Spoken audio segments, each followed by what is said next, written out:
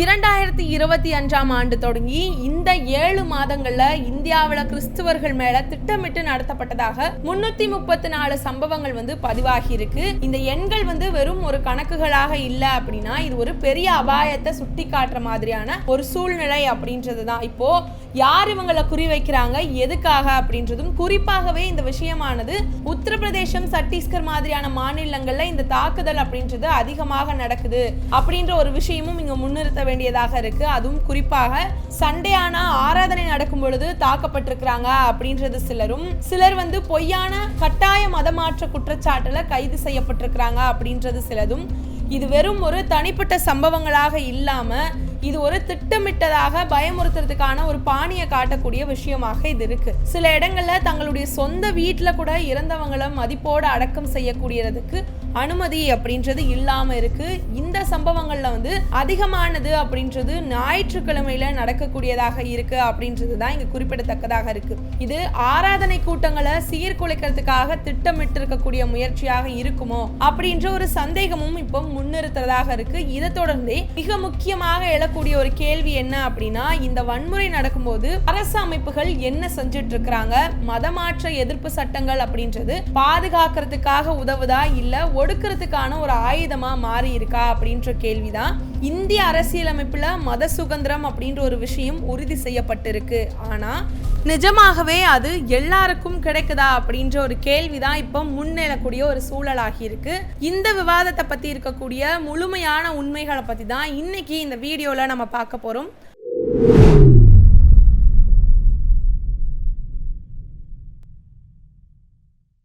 கோப்பாசை நண்பர்களுக்கு வணக்கம். வீடியோக்குள்ள போறதுக்கு முன்னாடி மறக்காம சேனலை சப்ஸ்கிரைப் பண்ணிக்கோங்க. அப்படியே இந்த வீடியோக்கு ஒரு லைக் பண்ணிட்டு இது பத்தின உங்களுடைய கருத்துக்களை மறக்காம கமெண்ட் செக்ஷன்ல பதிவிட்டுருங்க. 2025 ஜனவரியிலிருந்து ஜூலை வரையில இருக்கக்கூடிய இந்த 7 மாதங்கள்ல Indian evangelical fellowship religious freedom commission அப்படின்னு சொல்லக்கூடிய ஆணையம் மொத்தம் 334 கிறிஸ்துவர்களுக்கு எதிரான திட்டமிட்டிருக்கக்கூடிய தாக்குதலை சரி பார்த்திருக்கிறாங்க.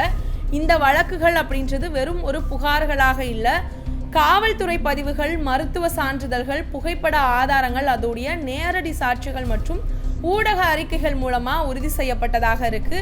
இந்த வன்முறைகள் அப்படின்றது 22 மாநிலங்களையுமே நடந்திருக்கிறதாக இருக்கு. ஆனா முக்கியமாக இந்த வழக்குகள்ல பாதிக்கக்கூடிய பாதி மேலாண்மையானவங்க இருக்கக்கூடியவங்க ஒரு உத்தரப்பிரதேசம் அல்லது சத்தீஸ்கர்ல இருக்கக்கூடிய ஒரு இடத்துல மட்டுமே இது நிகழ்ந்திருக்கிறதாக இருக்கு.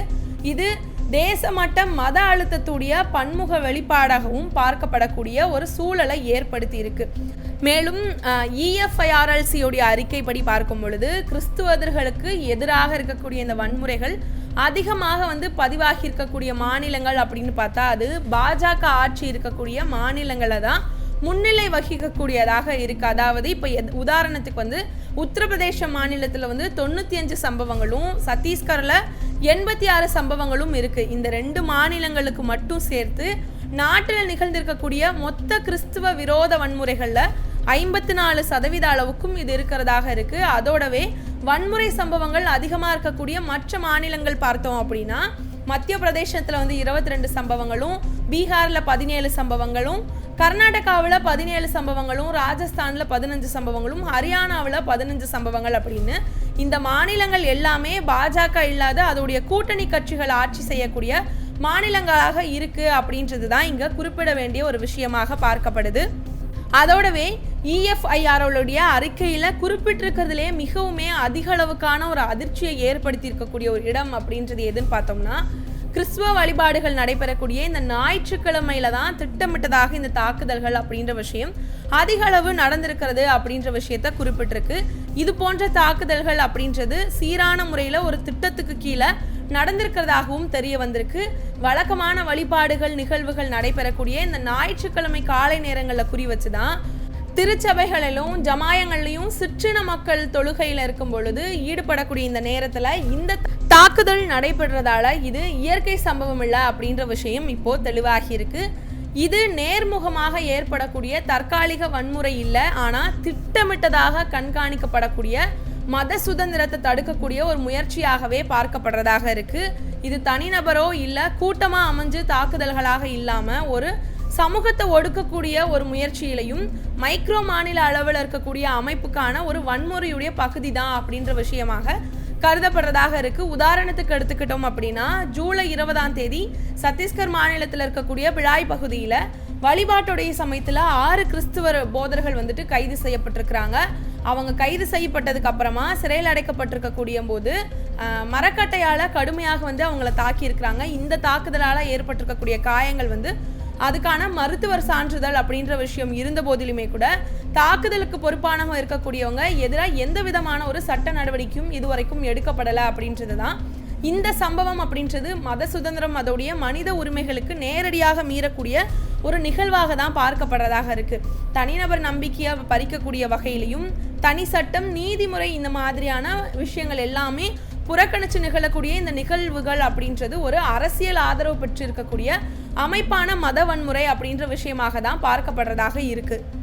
இதை தொடர்ந்தே பல்வேறு மனித உரிமை அமைப்புகளுடைய கூற்றுப்படி பார்க்கும் பொழுது கிறிஸ்தவர்களுக்கு எதிரான இந்த தாக்குதலோட சமயத்துல காவல்துறை, அரசு அதிகாரிகள் தேவையான நடவடிக்கை அப்படின்ற விஷயத்தை எடுக்க மறுத்திருக்கிறாங்க அப்படின்றது தொடர்பா சொல்லப்படக்கூடிய குற்றச்சாட்டும் பதிவாகி இருக்கு. பாதிக்கப்பட்டிருக்கவங்க கூடிய தகவல் படி பார்க்கும் பொழுது தாக்குதல் நடந்ததுமே உடனடியாகவே காவல்துறையை வந்து இவங்க அணுகுனா கூட அவங்களுக்கான உரிய பாதுகாப்பு அப்படின்ற விஷயம் இங்க வழங்கப்படல. சில சந்தர்ப்பங்கள்ல பார்க்கும் பொழுது தாக்குதலுக்குள்ளானவங்க தான் வழிபாட்டோட கூட்டங்கள்ல இருந்து காவல்துறையால கைது செய்யப்பட்டிருக்கிறாங்க. இது நேர்ந்து சில மாநிலங்கள்ல வந்து தாக்குதல் நடத்தக்கூடிய குழுக்களுக்கு எதிராக எந்த விதமான வழக்குகள் அப்படின்றதும் இதுவரைக்கும் பதிவு செய்யப்படல அப்படின்றது மிகப்பெரிய ஒரு கேள்விக்குள்ளாக்கி இருக்கக்கூடிய விஷயமாக இருக்கு. இந்த நிலைமைகள் அப்படின்றது காவல்துறை மௌனமாக இல்ல, தூண்டுதலோட தான் செயல்படுறாங்க அப்படின்ற ஒரு விஷயத்தை இப்ப நமக்கு வெளிப்படுத்தி இருக்கு.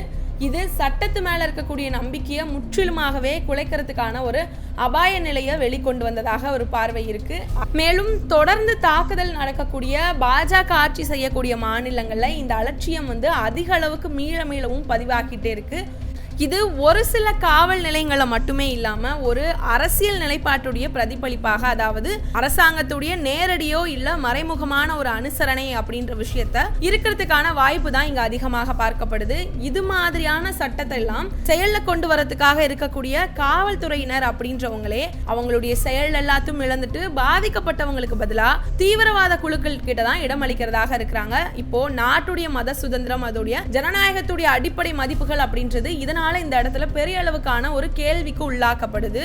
இதை தொடர்ந்து இப்போ முன்னதாக பார்க்கப்பட்டது போல அந்த அறிக்கையுடைய படி பார்க்கும் பொழுது வேறொரு மிகப்பெரிய அதிர்ச்சிக்குரிய ஒரு விஷயம் அப்படின்றது வந்துட்டு பதிவாகி இருக்கு. அது என்ன அப்படின்னா, 13 சந்தர்ப்பங்கள்ல வந்து கிறிஸ்துவர்களுடைய இறந்த உடல்கள் அப்படின்றது அடக்கம் செய்யறதுக்கான அனுமதி அப்படின்ற விஷயம் முழுமையாக மறுக்கப்பட்டிருக்கு. இதுல 12 சம்பவங்கள் வந்து சத்தீஸ்கர்ல மட்டுமே நிகழ்ந்திருக்கு. இதுவே வந்து மதத்துக்கு எதிராக பாகுபாடோ இல்ல சமூக புறக்கணிப்பு அப்படின்ற விஷயத்துக்கான உச்சமாக இது பார்க்கப்படுது. இது தனியார் நிலத்துல கூட இறந்தவரை அடக்கம் செய்ய முடியாத ஒரு நிலைக்கு கிறிஸ்துவ சமூகத்தை தள்ளி இருக்கிறதாக பார்க்க வேண்டிய ஒரு சூழலும் இப்போ நிகழ்ந்திருக்கிறதாக இருக்கு. மேலும் கிறிஸ்தவர்களுக்கு எதிராக வன்முறைகள்ல இருக்கக்கூடிய பல இடங்கள்ல மதமாற்றம் அப்படின்ற ஒரு பொய்யான குற்றச்சாட்டு தான் வந்து மிக முக்கியமான ஒரு கருவியா பயன்படுத்தப்பட்டு இருக்கு. இந்த குற்றச்சாட்டு மூலமா உண்மையாகவே தாக்குதல் செய்யக்கூடியவங்களை மறைக்கிறதுக்காகவும் பாதிக்கப்பட்டிருக்கவங்களையே குற்றவாளிகளாக மாற்றவும் ஒரு திட்டமிட்ட முயற்சி அப்படின்றது நடைபெற்றிருக்கு.